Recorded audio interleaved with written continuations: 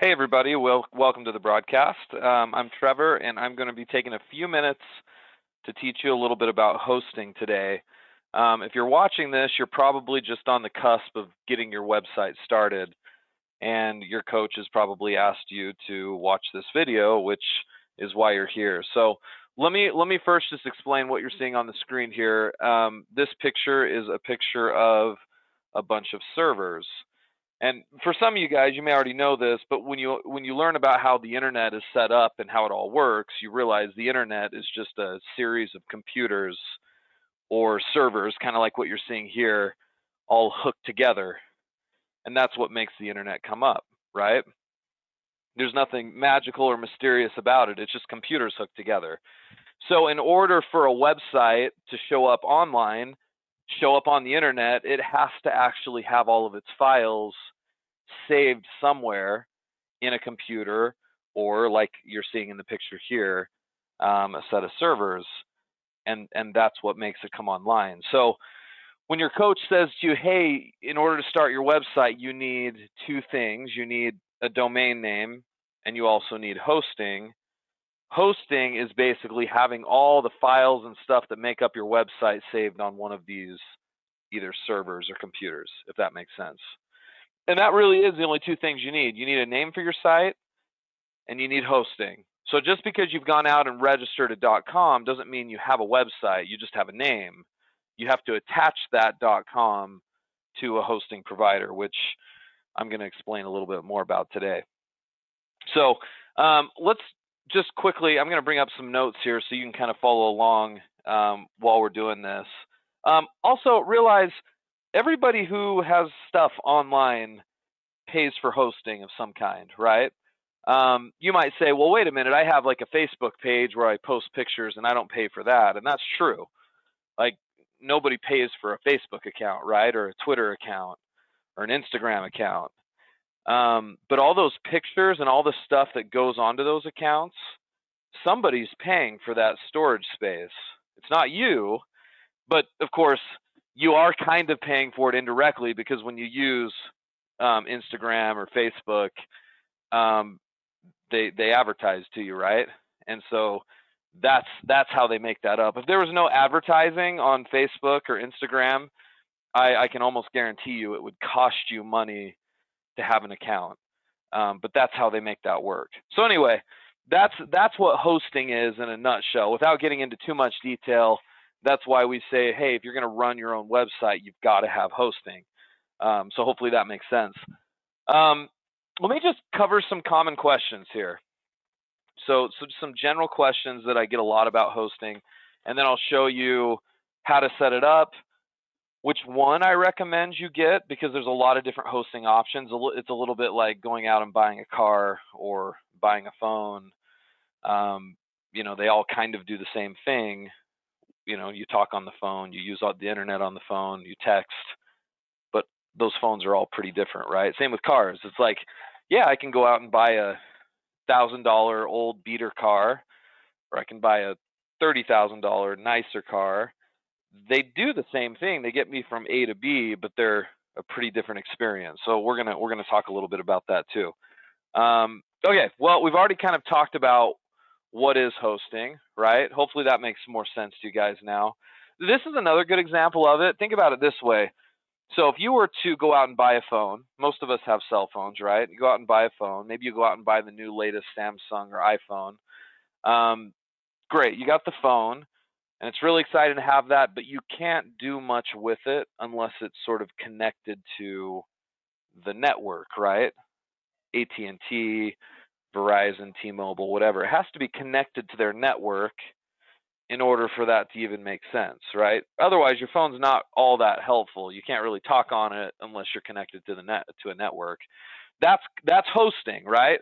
Like if you want your site to show up on the internet, it has to be connected to the network, which means your website needs to be hosted somewhere, right? Okay, I feel like I've said enough about what hosting is. Hopefully that makes sense. Number two, what should I have before I get hosting? Like what do I need to have prepared? Where do I need to be before I get hosting set up? So I'm going to say, let's just put these in. I'll start with A here. I think number one, you need some kind of a niche, right? I'm not going to take a lot of time right now to talk about a niche, but this is something you and your coach should have talked about. You need some sort of an area of emphasis. You need to know kind of what you're going to be selling, what kinds of products you're going to be selling, so on and so forth. So we try to steer our clients away from general stores. Sometimes we have clients that want to do kind of a store that sells a little bit of everything, and those are tough. Those are tough from a marketing standpoint, from a competitive standpoint. We'd rather you focus on being really good at one area. So we want, before you set up your hosting, let's have some kind of a niche. It doesn't need to be completely fleshed out, but just some idea of sort of where you're going to spend your time, or, what you're going to focus on selling. That's going to be your best bet. Okay, so have a niche. We'll say B here is have your domain name registered already. Okay. So, and most of us coaches will make sure you have your domain before you're seeing this, but have your .com registered. Make sure you've got that squared away. Your .com should be related somewhat to your niche, right? So let's make sure that's done as well. This one right here is interesting. This will be the last one under what do I need before. Do I need a supplier before I start my website and start my hosting? And I would say the answer is no. You don't necessarily need a supplier, which may seem a little counterintuitive because it's like, well, wait a minute, how am I supposed to add products to my site if I don't have a supplier yet, right? How am I going to start even designing my site if I don't have a supplier? Well, what we found over the years is a lot of times you get suppliers after you get your website set up and launched. Because a lot of suppliers, especially the good ones these days, they won't even set up with you unless your site's already ready to go. Some of them actually require a website to have been set up, before they'll even allow you to register with them. Now, sometimes you can find some suppliers that don't require that, and there always are some, but it depends on the niche. So you don't need a supplier yet. We're hoping that your website is sort of the catalyst to get you better suppliers. A lot of our clients will use retailers to load their site up with some items. I've got a lot of clients that use Amazon. They may load their site up with 100, 150, 200 Amazon items, sometimes more. And then they'll launch it. They'll get it set up, designed, launched. And then we really, really put in some effort to go out and find some more suppliers. So really, I mean, in my opinion, the only thing you need before you start your website is you need your name. You need your niche, right? You need your domain name, and then you need to set up your hosting like we're doing today. And after that, we'll get the suppliers as we go along. Okay? So those are kind of your prereqs right there. Those are the things that you need to have first. Some of you guys have maybe had some hosting in the past or have heard of some different hosting companies. Let me just list a few, and I think some of these will look familiar to you. Shopify, Wix, Squarespace is one. Magento, maybe you've heard of. BigCommerce is one we've used in the past. We actually used to use this one called Volusion, which I'm listing here. These are all different sort of like specialized e-commerce providers. And they're what we call shopping carts. So maybe I'll just put just above these shopping cart options. And there's a lot of competition in this space. A lot of people are vying for your business for hosting and for a shopping cart. A shopping cart, just so you guys know, that's the technology that handles your ordering on your website. So it's your shopping cart, like it's your add to cart buttons. It's the ability for somebody to go in and actually pay for something on the site. That technology is called your shopping cart, and these are various options for that. We've tested out a lot of these over the years. Like I said, we used to use Volusion a lot. I've used Wix a little bit, Squarespace, BigCommerce. I've had a lot of clients use BigCommerce over the years, and then Shopify has been real popular. over the years too, which, and I don't have a lot of negative things to say about some of these. I think there's good ones, but having done a lot of e-commerce sites over the years, we've sort of had and seen the pros and cons of a lot of these, and so now we use one that we've actually developed in-house that works really well. The shopping cart is very popular. It's called WooCommerce, and we have our own proprietary one called Ementorbuild, which is what you guys are going to set up with us. And I'll show you how to set that up today. But that's what everybody who's in our program uses, with almost no exception, because it's far better than all the other stuff that's out there right now. And it just is. And I can say that with a pretty level head, because I've tried these other ones, and there's pros and cons to all of them, but this one that we use, this WooCommerce through Ementorbuild.com, that's the one we're going to have you use. Now, as far as cost is concerned, yeah, hosting has a cost. The hosting we use is $39.95 a month forever.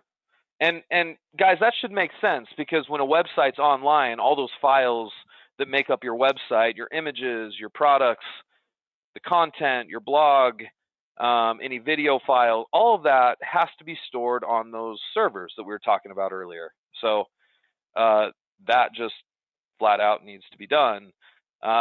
You can't have a website without it hosted, and that costs money. You have to pay for hosting space. But let's put it in perspective. I mean, nobody likes a monthly fee. I don't either, right? But put it into perspective. If you were to run a normal business with a brick and mortar store, I'll tell you, real estate, real land, a real building, right? Real estate costs more, much more, sometimes 100 or 1,000 times more than what we're talking about with hosting, right? Which is kind of the beauty of the internet. It makes it to where, you can start up a business and have your own website in your own space without spending what people do to own a brick and mortar store, right? So I guess when you put it into perspective like that, it's like, okay, well, $40 a month isn't all that big of a deal. You might say, well, wait a minute, Trevor, I have seen, or maybe you have even used hosting that's cheaper than that. And yeah, you're probably right. In fact, I have too. When one of my very first websites I ever started was a blog. Didn't have a shopping cart. I wasn't actually selling anything on it. It was just flat out, it was just a blog. And I remember spending like $1.99 a month for hosting when I first started. And it was nothing, right? It was cheap. But that's because it was a blog. We didn't have to deal with a shopping cart. We didn't have to deal with security. Didn't need an SSL back then, which we're going to talk about here in just a second. I didn't need any, it was basically literally a site with just articles on it. And so that's why it was so cheap. So when you see companies like GoDaddy, Bluehost, HostGator, there's a whole bunch of them out there that advertise cheap hosting, you're not comparing apples to apples here, right? It's back to our other example we were using earlier. It's like, yeah, I can go buy a car for $1,000 and it can get me from A to B, but that's a little bit of a different experience than buying something a lot nicer, a $40,000, $50,000, $60,000 car, right? Yeah, both cars, both technically the same thing, but pretty different, right? If you've ever driven, I think we all have. If you've ever driven a $1,000 car before, you know what I mean. So that's why we do hosting. I'm not saying this is like, I would say $40 a month. This is pretty mid-level hosting. It's not the most expensive. It's certainly not the cheapest, but this is about the rate you're going to pay. Although with us, everybody gets 1 month free. So unless like you've set something else, well, some of our clients have contracts that have more hosting than that, but everybody, it comes standard for a month free. So check with your coach, see if you have more than a month. Most of you won't. Most of you, it'll just be a month. But if you do have more, let us know and we can get that set up. And then just a couple of the features that you get with hosting that you need to be aware of. You get an SSL for free. SSLs cost money. In fact, the last company we used to use, it was like $80 a year for their SSL. And SSL is what gives your site the HTTPS, which is a security thing. So you'll see sites that are HTTP versus HTTPS. This right here is a secure site. It encrypts information that's sent across the server, hiding credit card data when customers pay. You got to have HTTPS. That's kind of the standard now, and that comes through having an SSL, which is part of your site. The other thing is you have lots of space, which is what I'm going to put here. At $40 a month, that's 1,000 products. Most of you guys won't do 1,000 products right away, but it can carry up to 1,000 products. If you get above that, you start to sort of fill up the server, and so you've got to buy more space. So it ends up being a little more expensive a month. Not much, like 10, 20 bucks. So if you do have a massive site with tons of products, just know that you can get more space. But initially at $39.95, you're gonna have space for 1,000. This one is huge right here. Okay, so a lot of you guys don't realize this probably, but bandwidth is an issue with some of these other providers. Bandwidth is something, I guess the best way I could describe that is whenever somebody accesses your site, whether it be you to edit it or a customer who's visiting it, a visitor, somebody who's buying something, anytime your site is accessed, it uses bandwidth. I suppose it's a little like, when you have a cell phone and you're not on Wi-Fi, you're using data, and a lot of you guys have data plans.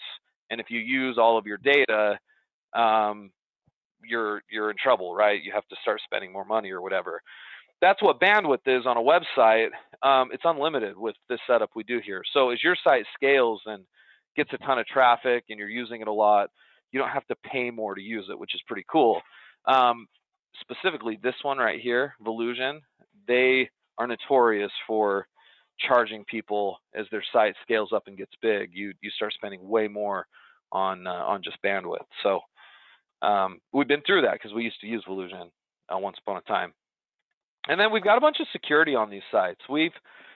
Security is big when it comes to running a business on the internet, right? Because you're collecting customer data. So we've got a lot of security installed onto these to make sure that part is safe. And then we actually have a bunch of paid plugins that our company pays for to enhance the website experience. And I won't get into the details of those right now, but those plugins are what make this work really well.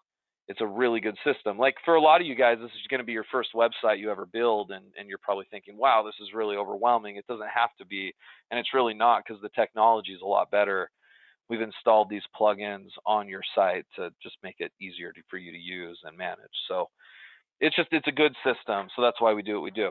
Okay, so I'm going to move off of this, and let me show you how to set up your hosting. So first, go to ementorbuild.com. So EMENTOR build, BUILD.com. I'll highlight it here, and even let's zoom in on it. There you go. Ementorbuild.com.